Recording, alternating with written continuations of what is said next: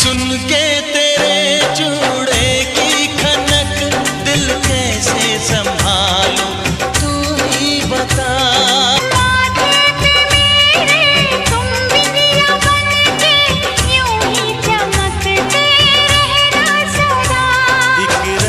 के हम दो पहिए हैं, चलता है